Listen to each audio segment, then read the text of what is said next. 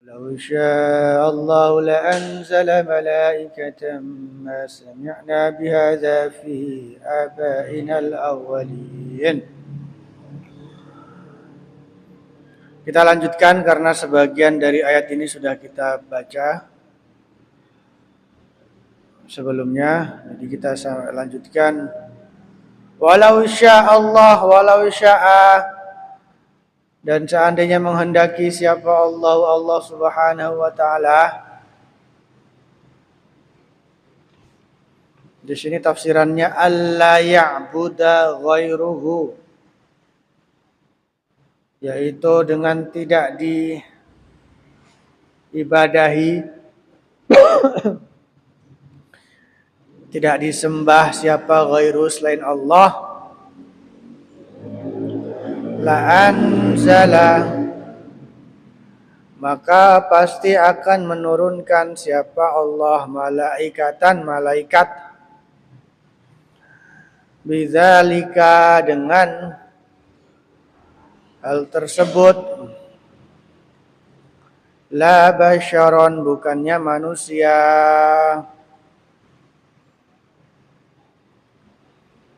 ma sami'na, ini tidak mendengar siapa kami,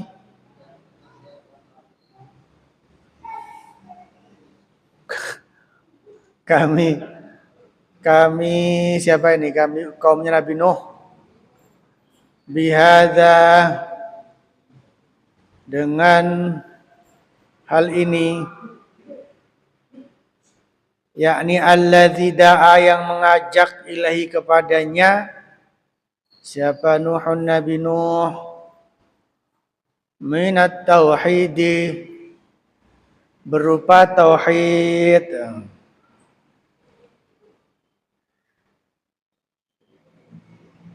Jadi min di sini itu bermakna bayaniyah. Bayaniyah itu maksudnya maknanya itu menjelaskan. Karena min itu maknanya banyak ya. Ada yang min huruf jar, maksudnya min asli, artinya dari. Ada min yang maknanya itu litab'id, yang artinya itu separuh atau sebagian, an-nazafatu minal iman. Ada juga min itu bayaniyah, untuk menjelaskan, untuk menjabarkan. Fi abaina, dalam ajaran atau dalam warisan bapak-bapak kami al-awwalina, yang telah lalu, atau dalam warisan nenek moyang kami. Ayil umami, maksudnya adalah umat-umat al-madiyati, yang telah lampau. Jadi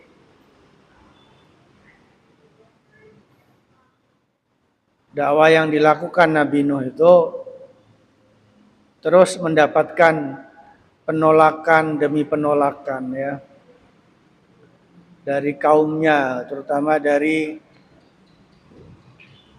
tokoh-tokoh masyarakatnya, dari kaum elitnya.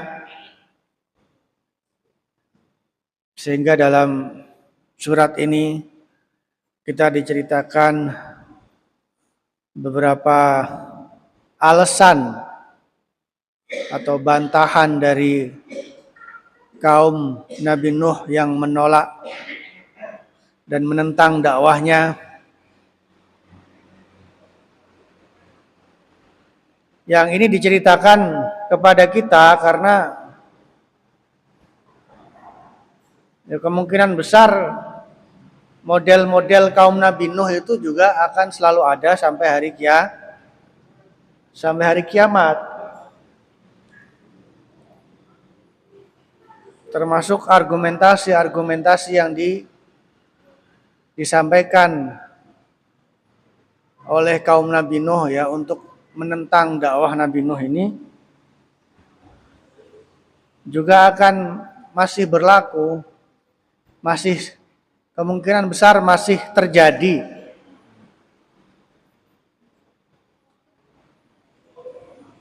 Yang karena itu pula kemudian surat Nuh ini atau Nabi Nuh ini kan kemudian menjadi salah satu cerita Nabi yang paling favorit ya, dalam Al-Quran.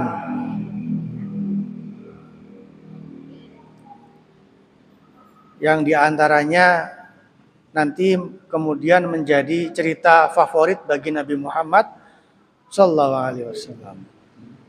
Karena Nabi Muhammad juga pasti pernah ada di fase seperti Nabi Nuh alaihissalam.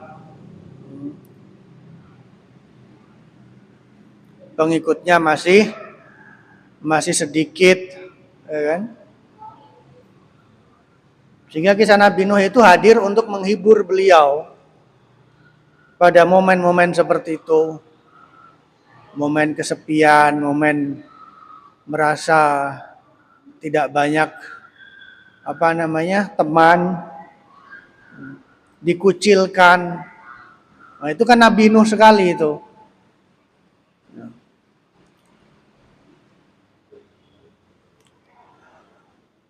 Begitu juga argumentasi yang disampaikan oleh kaumnya Nabi Nuh ya. Kalau kita mau merenungkan secara mendalam, itu ya masih sering menjadi tantangan bagi para dai. Jadi dai-dai itu ya, apalagi yang berdakwah dengan sungguh-sungguh, membawa narasi, membawa misi yang besar, itu pasti nanti mereka ya berhadapan dengan ungkapan-ungkapan seperti ma hadza illa basyarum mislukum yuridu ayyatafaddala alaikum walau sya'allahu la anzala malaikah ma sami'na bihadza fi abainal awwalin. Nah, contohnya apa? Contohnya di sini kaum Nabi Nuh membantah, menolak dakwah Nabi Nuh dengan alasan bahwa apa yang disampaikan oleh Nabi Nuh, narasi, ide-ide yang disampaikan oleh Nabi Nuh alaihissalam itu adalah sesuatu yang baru,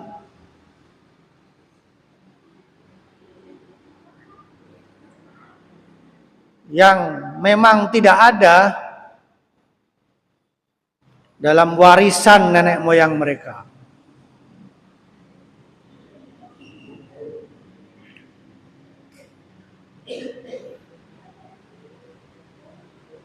Sehingga mereka merasa asing, kemudian menolak. Nah, model-model seperti ini kan masih ada sampai hari kiamat itu ya. Orang yang terlalu mengkultuskan warisan nenek moyang, bahkan terlalu menuhankan warisan nenek moyang, terlalu kalau istilahnya gusmus itu kan, kita itu harusnya mentradisikan agama, bukan mengagamakan tradisi. Ya, kira-kira seperti itulah, mirip-mirip seperti itu. Tentu tidak semua warisan leluhur itu jelek. Bahkan banyak yang bagus, termasuk layak dipertahankan, layak diperjuangkan. Tapi kan kita harus pandai-pandai memilah ya. Harus pandai-pandai memilah.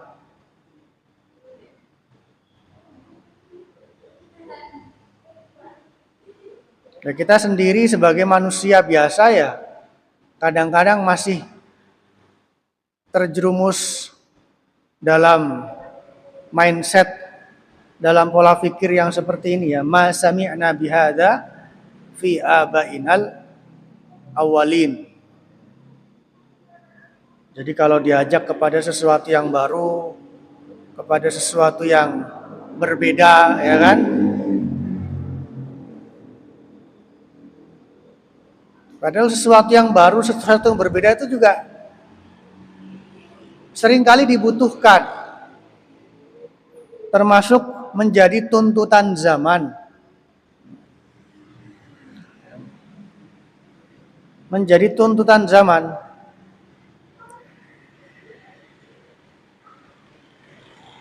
Tidak ya dalam segala hal lah barangkali ya. Dalam segala hal, dalam banyak hal kita perlu berinovasi. Kita perlu mengkontekstualisasi. Makanya kita semua kan naik motor toh, ya kan? Nggak ada yang naik onta ya, nggak ada yang naik apa namanya? Iya itulah dokar atau apa, iya kan? Iya. Kita semua juga pakai HP. Bahkan saya ngaji ini juga pakai mic. Ini kan contoh kecil bahwa perubahan-perubahan ya, inovasi-inovasi itu memang dibutuhkan. Kalau jenengan ngaji fikih ya kan, malah di sana disebutkan al-hukmu yataghayyaru bitaghayyuriz zamani wal makan, bahwa hukum itu seringkali harus berubah dengan berubahnya zaman dan tempat. Contoh dulu ulama-ulama kita itu sangat anti pakai jas toh ya kan? Karena jas itu mirip londo.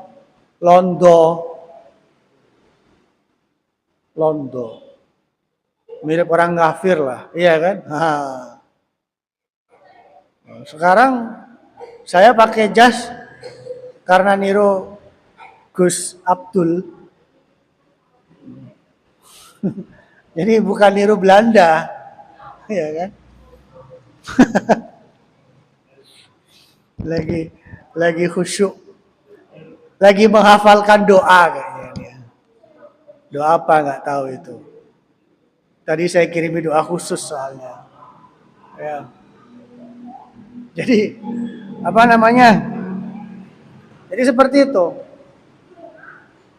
Nah inilah kemudian yang membuat ulama-ulama kita itu merumuskan moderasi beragama gitu kan. Islam moderat. Islam moderat itu kan intinya kan jangan kaku lah, jadi orang itu jangan kaku. Semua itu berdasarkan dalil, semua itu berdasarkan ilmu, petunjuk ulama.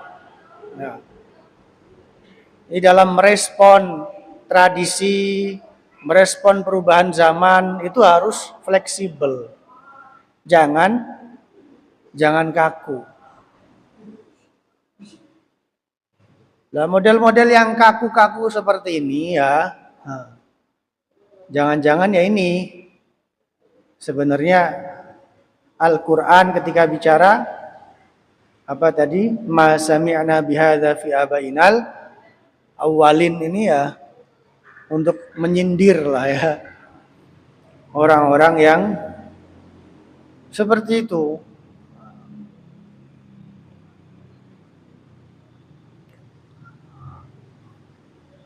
Bahkan dalam ayat ini kaum Nabi Nuh mengatakan walau sya'allahu la anzala malaikah. Kalau Allah menghendaki mah yang dikirim malaikat saja, bukan kamu Nuh. Gitu kan, ya.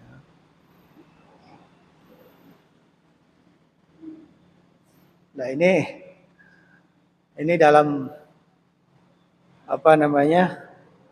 kepala saya ya ketika membaca ini ya ini mah tadabbur aja nggih. Tadabbur. Jadi Nabi Nuh mengajak kepada hal-hal yang konkret.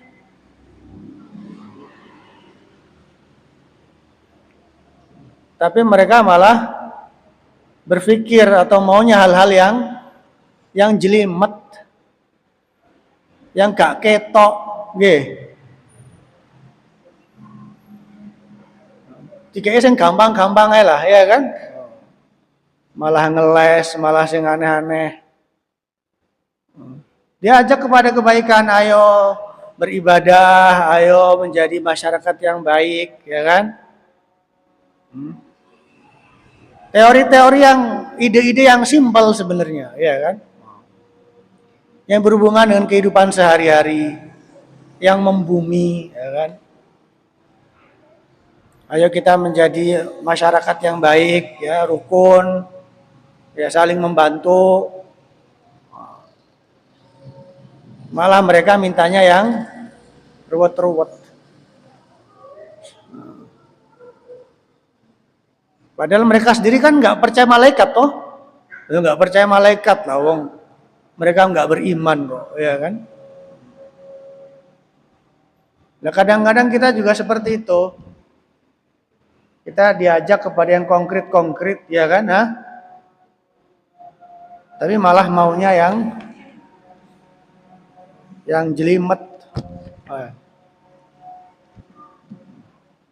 Kadang dibungkus, ya kan? Nah, ini kan dibungkus nih. Walau sya'allahu la anzala malaikah. Jadi kelihatannya yang mereka sampaikan tuh bagus ya, mintanya malaikat, kan gitu kan? Malaikat kan bagus kan ya? Tapi sebenarnya itu alasan yang dibuat-buat ya, untuk menolak dakwah Nabi Nuh alaihi salam, untuk menentang ide-ide dan gagasan Nabi Nuh alaihissalam ya. Yang ya agama memang mudah kan, innad dina yusrun, ya kan?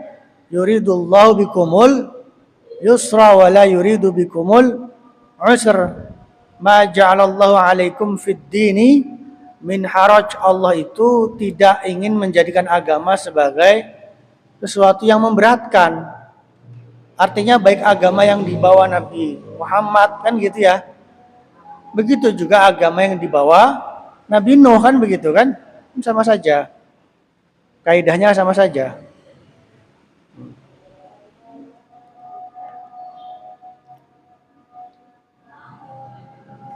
In huwa illa rajulun bihi jinnatun fatarabbasu bi hatta hin. In huwa tidaklah Nuh itu illa rajulun, kecuali laki-laki bihi jinnatun yang gila. Halatu jununin, yakni gila, kondisi gila.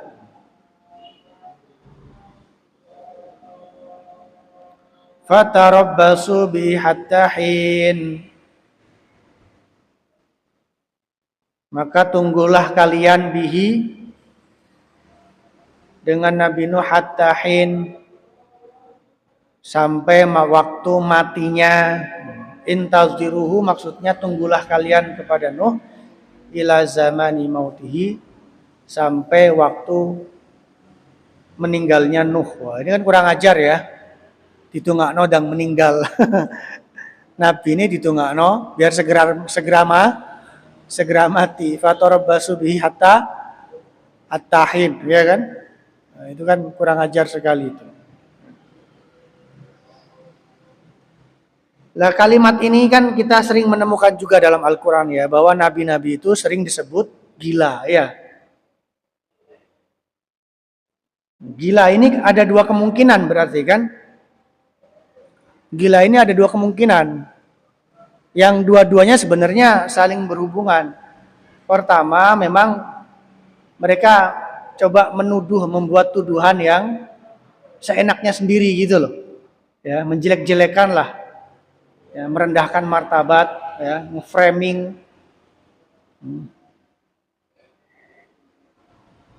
Yang kedua, tuduhan gila itu sangat mungkin karena memang nabi-nabi itu kan membawa ide-ide yang berbeda, ya kan?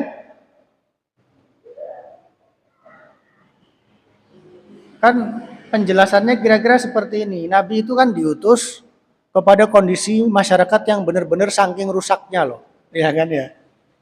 Saking rusaknya. Sehingga memang perlu ada tata ulang, penataan ulang.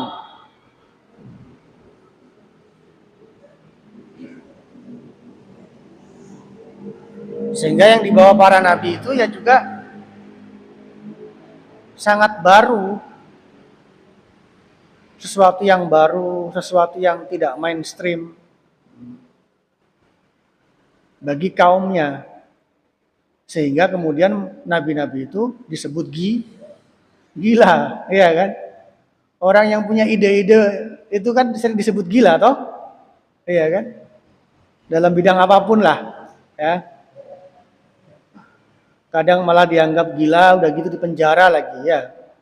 Di negeri kita kan banyak gitu ya, orang punya inovasi ya kan, punya inovasi dalam bidang sains, dalam bidang pertanian, tapi karena dia nggak punya ijazah ya, nggak punya sertifikat ya kan, kemudian dijelek-jelekan, ya, kadang mohon maaf sama pemerintah gitu ya, kemudian ditangkap, penjara. Nah, jadi sampai sekarang model seperti itu masih ada ya. Orang yang punya ide-ide segar, ide-ide brilian, iya kan? Itu dituduh disebut gila. Nah inilah kira-kira ya. Kira-kira karena kita kan tadabbur Quran. Barangkali itu salah satu maksud dari ayat in huwa illa rajulun bihi jinnah. Wah, Nabi itu orang gila itu. Atau tuduhan-tuduhan gila yang sering disebutkan kepada para nabi, termasuk Nabi Nuh alaihis salam. Aqulu qouli hadza wa astaghfirullakum wallahul muwaffiq ila aqwamit thoriq. Subhanakallahumma hamdika asyhadu an la ilaha illa anta astaghfiruka wa atubu ilaik. Assalamualaikum warahmatullahi wabarakatuh.